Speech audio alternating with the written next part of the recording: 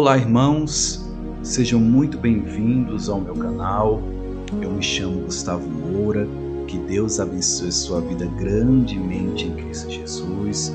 Hoje eu quero trazer um ensino claro, forte e profundo da parte do Senhor para nossas vidas. Sabemos que vivemos em um mundo repleto de tentações, distrações, pressões, propostas malignas que querem afetar o nosso relacionamento com Deus. Diante de tudo isso vem a pergunta que todos nós cristãos que buscam viver uma vida íntegra, reta, certa, fazemos essa seguinte pergunta: como andar em santidade em meio a tudo isso, em meio a tantas tentações, em meio a tanta corrupção, em meio a tantas propostas imorais, propostas malignas da parte do mal que querem nos afetar, vêm contra nós. Como manter uma vida pura, uma vida reta, uma vida que agrada a Deus? Como andar em santidade? Se essa também é a sua dúvida, fique comigo até o final desse vídeo, porque eu tenho certeza que esse conteúdo vai te abençoar grandemente, vai te edificar grandemente. Amém? Bom, eu quero estabelecer aqui para vocês 3 fundamentos bíblicos, 3 ensinamentos bíblicos importantes a respeito de santidade, tá? Eu quero tratar com vocês esses 3 pontos e eu tenho certeza que ao final desse vídeo Deus vai falar grandemente com você e vai te fortalecer, vai te edificar mais e mais espiritualmente. Essa é a nossa intenção, que viemos crescer espiritualmente, que viemos evoluir, que viemos não apenas nos relacionar com Deus, mas manter esse relacionamento com o Senhor, ainda mais nesse mundo que nós vivemos, para que viemos viver uma vida para a glória de Deus. Então, sem enrolações, sem mais delongas, o primeiro ponto aí que eu quero estabelecer com vocês o que é santidade, na verdade, né? O que a Bíblia fala sobre santidade? Irmãos, santidade não significa perfeição humana, tá? Ninguém é perfeito. Só existe um que é perfeito, que é o Senhor. E quando nós falamos de perfeição, nós estamos falando que santidade não é ausência de pecado, né? Não existe aquela questão de impecabilidade. Santidade é você se separar, tá? Esse é o termo.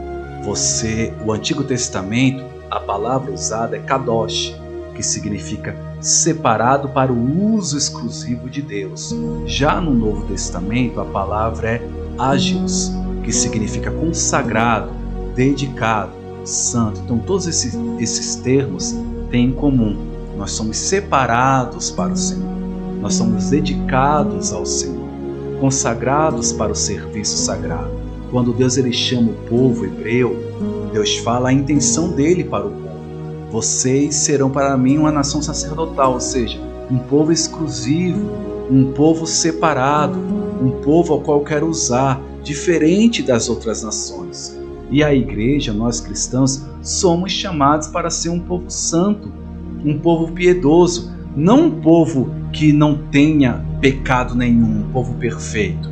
Na verdade, santidade é você servir ao Senhor, ser sincero com o Senhor, você se dedicar ao Senhor e sabendo que você vai pecar. Mas lembre-se que eu ensinei: pecar na vida de um cristão não é um hábito, não é um costume, mas é um acidente, tá? Você que é um cristão genuíno, você tem em mente que quando pecar, você tem aquele arrependimento sincero. A sua intenção não é pecar. Quando o cristão é regenerado, quando uma pessoa nasce de novo, ela vai odiar o pecado, mesmo pecando. Ela vai abominar o pecado, ela vai lamentar o erro, vai lamentar o pecado cometido, porque ela tem ciência que agora ela nasceu de novo, que ela é consagrada ao Senhor. Ela vai se dedicar em buscar, em orar mais, em vigiar, em se entregar ao Senhor todos os dias, em servir ao Senhor. Isso é santidade. Não é a ausência de pecado, mas é você, se caso você pecar, errar, é você ter aquela mente que eu preciso me levantar, eu preciso me arrepender sinceramente, eu preciso buscar mais o Senhor, eu preciso todos os dias lutar contra o pecado, porque uma pessoa que ela vive no pecado, que ela ama o pecado, ela não vai lutar contra o pecado, ela vai amar o pecado. Mas uma pessoa santa, piedosa, mesmo pecando, ela vai abominar isso, esse pecado, essa atitude, essa palavra, esse comportamento. Ela vai buscar uma vida piedosa, tá? Em 1 Pedro, capítulo 1, versículo 15 e 16 diz: mas como é santo aquele que vos chamou, sede vós também santos, separados em toda a vossa maneira de viver, e toda a amplitude completa, seu comportamento, sua maneira de viver, seu ambiente, seja santo em tudo isso, porque está escrito: sede santos, porque eu sou santo. Deus é santo, separado. Nós também devemos ser santos, consagrados, separados, dedicados para o sagrado, separados para o uso exclusivo de Deus, ok? Porque Deus quer nos usar. Deus, ele não usa pessoas profanas. Deus, ele não tem comprometimento com pessoas irresponsáveis na questão de uma vida cristã, pessoas que não são tementes, mas pessoas que não têm disciplina nenhuma na sua vida espiritual, pessoas irresponsáveis, pessoas que têm o coração de Ófine e Finéias, que brincam com o altar, que não têm zelo, que vivem de aparência. Deus não honra pessoas dessa maneira. Ele falou bem claro a Eli: eu honro os que me honram, no sentido de comprometimento com o altar, de santidade, de viver para Ele. Então nunca se esqueça disso. Deus não tem nada com pessoas que amam o pecado, que brincam com Ele, que são profanas, que misturam o sagrado com o profano. Não é isso que Deus quer. Deus, ele quer te usar. Além disso, Deus nos separou também para uma identidade específica. Em 1 Pedro, capítulo 2, versículo 9, diz: vós, porém, sois raça eleita, a igreja agora, tá? Vocês são eleitos. Para quê? Sacerdócio real, separados. Para quê? Nação santa. Para quê? Povo propriedade exclusiva de Deus. Para quê? Tudo isso para quê? Vocês são eleitos, vocês são chamados para o sagrado, vocês são separados, vocês são um povo exclusivo meu, para proclamar as virtudes que estão em vocês, essas virtudes que vocês devem ser explícitas dentro de vocês e através de vocês, esses frutos de justiça, essas boas obras, oriundas de uma vida santa, piedosa. Tudo isso deve ser explícito no mundo, ok? Esse é a missão. Por que vocês foram chamados? Por que vocês são santos? Para proclamar as virtudes, não apenas em palavras, mas em obras, em ações, em comportamento, para aquele que vos chamou das trevas para a maravilhosa luz, ou seja, regenerados, uma nova vida, nascidos de novo. Então, uma pessoa que ela vive no pecado, ela não proclama virtude, ela proclama pecado, ela proclama algo que não agrada a Deus, ações que não agradam a Deus, ações oriundas da carne, de ódio, de ira, enfim. Então, você foi chamado para ser o oposto disso, para ser uma nação santa, povo exclusivo de Deus. É o mesmo objetivo. Deus não muda o seu padrão. Ele chamou um povo para ser exclusivo seu, o povo hebreu, lá no início, e ele chama a igreja para ser um povo exclusivo, não de egoísmo, não de exclusivismo, de humilhar as pessoas, não, mas a questão de pecado. Você dizer: eu não fui chamado para o pecado, eu não fui chamada para o pecado, eu fui chamado para servir ao Senhor, ok? Então, essa é a intenção do Senhor. Deus, ele quer tratar conosco na questão de identidade. Jesus confirma essa santidade que não começa, irmãos, tome cuidado, essa santidade, ele vos chamou, ela começa dentro de nós, não é estética. Tem muita gente que ela abrange, ela quer colocar ela quer ligar santidade apenas à estética, ao exterior, mas santidade começa no interior. Nós somos chamados primeiro aqui dentro, para ter santidade aqui dentro. Olha o que Marcos 7, do versículo 20 ao 23, Jesus diz: o que sai do homem é o que contamina o homem, porque do interior do coração dos homens procedem os maus pensamentos, prostituições, furtos, homicídios, adultérios, avarezas, maldades, engano, lascívia, inveja, blasfêmia, soberba, loucura. Todos estes males procedem dentro de um coração contaminado e que contamina o homem. Então todos esses sentimentos oriundos, né, do pecado, eles contaminam o homem, está dentro do coração. O provérbio diz, sobre tudo que se deve guardar, devemos guardar o coração, pois dele procede as fontes da vida, tá? Então é extremamente importante que você entenda que Jesus ele veio tratar muito forte essa questão do interior, a intenção, tá? Eu já peco no meu coração. Se o meu coração ele não é transformado primeiramente pelo Espírito Santo, se a santidade não começa dentro, ela não é uma mudança verdadeira. Essa pessoa não mudou de verdade, porque a estética não muda nada, o rótulo não muda nada, mas é o conteúdo que faz jus ao rótulo, tá? Então, não é o exterior do copo, como Jesus disse aos fariseus. Vocês cuidam do exterior, a estética da lei, mas eu quero intensificar a lei, eu quero falar o espírito da lei, que começa no coração do homem, no interior do homem. Então você já adultera no coração, só de olhar para uma mulher com a má intenção, você já mata alguém no coração odiando ou falando mal dela. Então tudo isso é a intenção de orar. Por que você ora? Por que você dá esmola? Por que você faz missão? Tudo, Jesus ele trouxe esse divisor de águas, a intenção, é o interior. Então eu sou transformado de dentro para fora. Quando Jesus disse para a mulher samaritana, o culto começa no interior, em espírito e verdade. Eu transmito por fora o que já está sendo produzido por dentro. E o que está sendo produzido por dentro? Frutos de um arrependimento, frutos dignos de justiça que vem de Deus. Um coração transformado, um coração regenerado, que pensa bem, que dá bom testemunho, que tem boas virtudes. Vocês entendem isso? Então santidade ela começa primeiro dentro do homem. O homem já começa a separar dali dentro, nas suas intenções, o porquê que ele faz aquilo, porquê que ele fala, porquê que ele se comporta dessa maneira.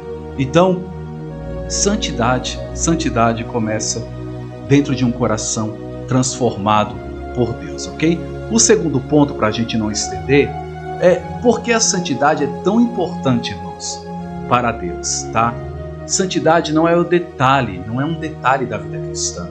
Ela é o centro no relacionamento com Deus. Ela é o termo central no relacionamento com Deus. Eu vejo muita gente se esquecendo dessa doutrina, que é uma das principais, se não a principal doutrina bíblica, que está ausente dos nossos púlpitos hoje. De como andar com Deus, como nos relacionarmos com Deus por meio da santidade. Não é legalismo, né?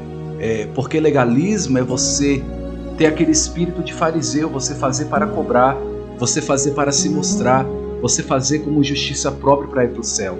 E salvação não é justiça própria, ela não depende da sua justiça, ela depende de Deus. Mas santidade, ela começa no interior, ela é visível publicamente, mas ela já é produzida por dentro, onde ninguém vê.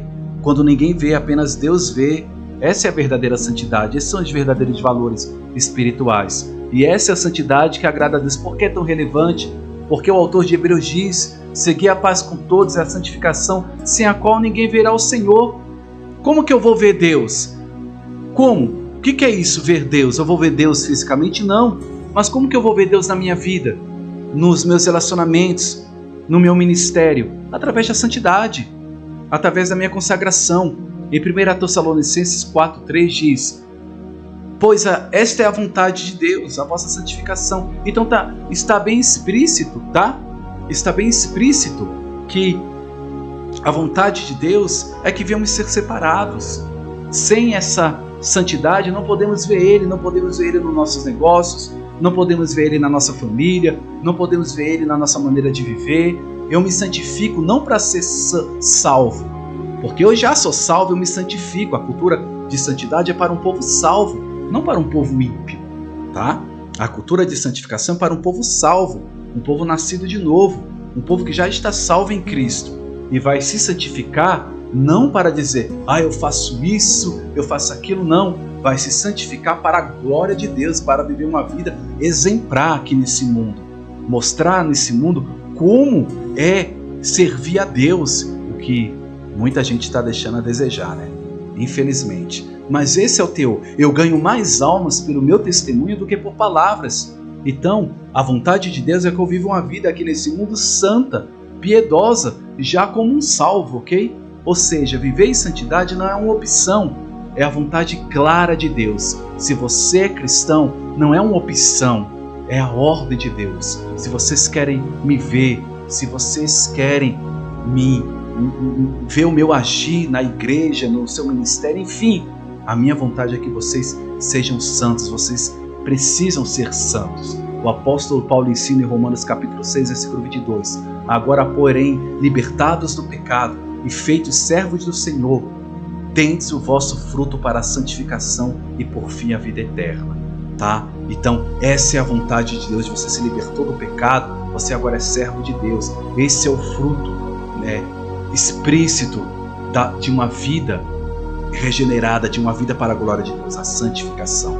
Paulo também fala em 2 Coríntios capítulo 7, versículo 1, purifiquemo-nos de toda a impureza, tanto da carne como do espírito, aperfeiçoando a santidade no temor do Senhor. Olha que coisa gloriosa. Então esse é o convite. Deus nos impulsiona.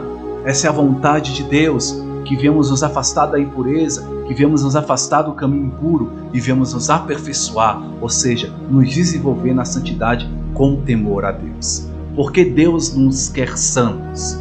Por quê? Porque a santidade é tão relevante, porque preserva a comunhão com Deus, ok? Mantém a consciência sensível, protege o coração do engano do pecado, reflete o caráter de Cristo, ela inibe a gente, ela nos brinda contra o pecado.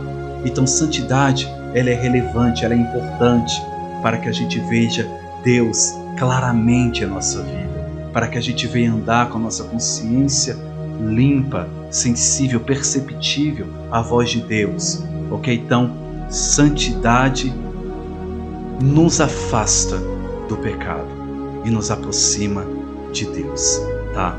Santidade, ela nos afasta de tudo aquilo que é pecado, de tudo aquilo que não agrada a Deus e nos aproxima do Senhor. E o terceiro e último ponto, para esse vídeo não ficar longo, como andar em santidade na prática, tá? Ou seja, como vencer essas tentações, como andar em santidade na prática, que é que nós vamos resistir firme, vencer essas tentações, ok? Primeiro eu devo te explicar o que é tentação, tá? Tentação, segundo a Bíblia, ela é qualquer convite para desobedecer a Deus. É tudo aquilo que nos convida a desobedecer ao Senhor. As propostas malignas, essas propostas que aparentemente são boas, tudo isso em forma de convite para, num prato cheio, numa bandeja bonita, aquelas frutas bonitas, mas por dentro podres, estão estragadas, tudo isso para nos fazer desobedecer ao Senhor, aquele fruto de olhar, mas a consequência é gravíssima, é nos fazer errar o alvo, tá? Então, isso é tentação, ela começa no pensamento, no desejo, na oportunidade, e devemos tomar cuidado com isso. Tiago explica isso no capítulo 1, versículo 14, versículo 15, cada um é tentado pela sua própria cobiça, quando esta o atrai e seduz. Então a cobiça, depois de haver concebido, dá luz ao pecado, e o pecado, sendo consumado, gera morte. Essa é a sistemática do pecado, tá? Você tem aquele desejo, o desejo vai se desenvolvendo, tá? Ele vai se concebendo ali, e ali você não pode, de maneira nenhuma, consumar. Você deve cortar esse mal pela raiz. Lembra que Deus disse para Caim? O pecado jaz à porta, cabe a ti, cumpre a você dominar ele. Ele jaz à porta, ele quer ali estar. Pedro fala que o diabo está ao nosso derredor, bramando, fugindo como um leão, procurando uma legalidade, uma brecha para nos devorar. E essa legalidade é conceber o pecado. O diabo ele é oportunista. Ele vai aproveitar para nos derrubar através das legalidades. E como vêm as legalidades? O desejo, ali vem no pensamento. Esse pensamento vai descendo para o coração, vai me consumindo, ou seja, vai crescendo, vai como uma criança vai crescendo ali, se desenvolvendo no ventre da mãe. Não pode dar luz no sentido de pecado. Se der a luz, você vai cometer esse pecado e o pecado gera morte. As consequências podem ser graves. Então toma cuidado, você deve, nesse sentido, cortar o mal pela raiz. Não deixar esse pecado sair, né? Não deixar esse pecado ser concebido. Tá? Então, você precisa dominar. Como Deus disse a Caim, você está deixando-se te dominar, rapaz. Toma cuidado, né? Se você não proceder bem, você não vai ser aceito. Agora, se você procede mal, você não vai ser aceito. Então, é o que o Tiago está falando. Toma cuidado. Você quer proceder bem? Você quer que as coisas deem certo, deem resultados? Você quer agradar a Deus? Não deixe esse pecado ser consumado. Não consuma esse pecado. Foge disso. Foge da aparência do mal. Corta, como Jesus falou, seja radical. Corta esse mal pela raiz, ok? Tentação, então, ela não é pecado, tá? O pecado se torna quando você vai conceber isso. Tem muita gente que confunde. Eu estou sendo tentado. José ele foi tentado ali pela mulher de Potifar. Mas o divisor de águas é ou eu me deito com ela ou eu tomo uma decisão. Qual foi a decisão? Ele correu. Foi preso? Foi, mas foi honrado por Deus. Por quê? Deus, ele faz justiça aos seus. Imagina se José vai preso justamente. Será que Deus agiria? De maneira nenhuma. Tá? Deus viu José. Ele foi condenado ali injustamente, foi preso, mas depois foi exaltado. Porque Deus exalta aqueles que procuram viver uma vida em integridade. Mesmo que eles sofram danos. Mesmo que aparentemente eles sofram com isso e viver uma vida justa e procurar viver uma vida justa, a exaltação virá, porque é assim que Deus trabalha, tá? O que você tem que entender é que você vai ser tentado todos os dias, nos olhos, no desejo, nos pensamentos, na maneira de viver, nas propostas, nas palavras. A questão é, isso ainda não é pecado. Agora, o pecado é você se entregar a isso, você deixar isso te dominar. O pecado já a porta, o pecado entrar e você consumir. Aí sim, você deu lugar ao pecado. Agora, você ser tentado ainda não chegou a esse estágio de pecar, tá? Você está ainda nesse processo de ser tentado, mas não pode ceder a essa tentação, a esse pecado, porque senão aí sim você vai transgredir a lei de Deus, você vai se voltar contra os princípios do Senhor. Então tome cuidado, tá bom? Tome cuidado. Se você está sendo tentado, fuja disso, não peque, porque você vai ter talvez sérias consequências, tá? Não vale a pena.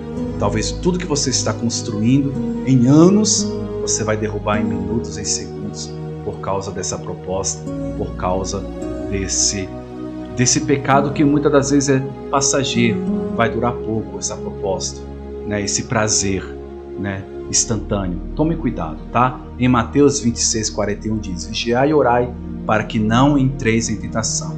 O espírito na verdade está pronto, mas a carne é fraca, tá?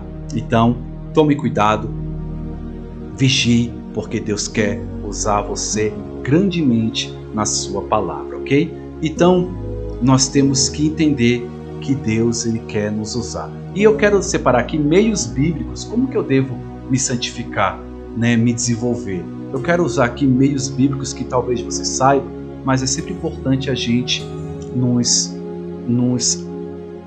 ratificar, né, disso, nós sempre ponderar esses meios, sempre colocar em pauta para que você venha ter uma vida cristã saudável, tá? Santificados pela palavra, você pode, através da palavra de Deus, e deve se santificar.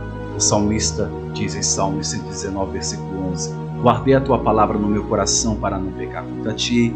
Jesus disse em João 17, versículo 17, santificai-vos na verdade, a tua palavra é verdade. Santificação por meio da palavra, santificação por meio da obediência. Tiago capítulo 1, versículo 22 diz: tornai-vos praticantes da palavra e não somente ouvintes, enganando-vos a vós mesmos. Santidade cresce onde há obediência. Então obedeça a palavra de Deus, leia a palavra de Deus, se santifique na palavra de Deus, se santifique por meio da oração. Mateus capítulo 6, versículo 13 diz: não vos deixeis cair em tentação, mas livra-nos do mal. Jesus orando, para que a gente não venha entrar em tentação. Jesus também fala que quando vocês forem orarem, vocês devem trancar a porta ali, entrar no seu quarto. Ele está usando a expressão quando, então já dizendo que você está orando, não é se você orar, nós devemos orar, tá? É um meio para santificar, para nos brindar, nos proteger contra o pecado, nos fortalecer por meio do jejum, tá? Quando jejuardes, capítulo 6, versículo 16, a mesma ideia, já dá a ideia de você estar jejuando. O jejum enfraquece a carne, fortalece o espírito, te dá vigor espiritual, força para orar, santificados pelo Espírito. Em Gálatas capítulo 5, versículo 16, o apóstolo Paulo fala: andai no Espírito e jamais satisfareis as concupiscências da carne. Ou seja, vivam a vida no relacionamento constante com Deus, tá? Tomando esse devido cuidado de vigiar, de se blindar, de se proteger, de correr, tá? Fugir da aparência do mal. Tudo aquilo que você vê que desagrada a Deus, corra. Não sente na mesa, não negocie com o pecado, mas fuja de tudo aquilo que faz você, que quer fazer você pecar contra Deus, ok? Irmãos, são esses 3 ensinos que eu quero trazer. Eu não vou deixar esse vídeo muito longo. Se você gostou desse ensino, se foi edificante para a sua vida, curta, se inscreva, deixa aí seus comentários. Tenho certeza que Deus os abençoa grandemente nesse vídeo, nessa estadia que estamos aqui falando da palavra de Deus. Deus abençoe grandemente a vida de vocês e até o próximo vídeo em nome de Jesus.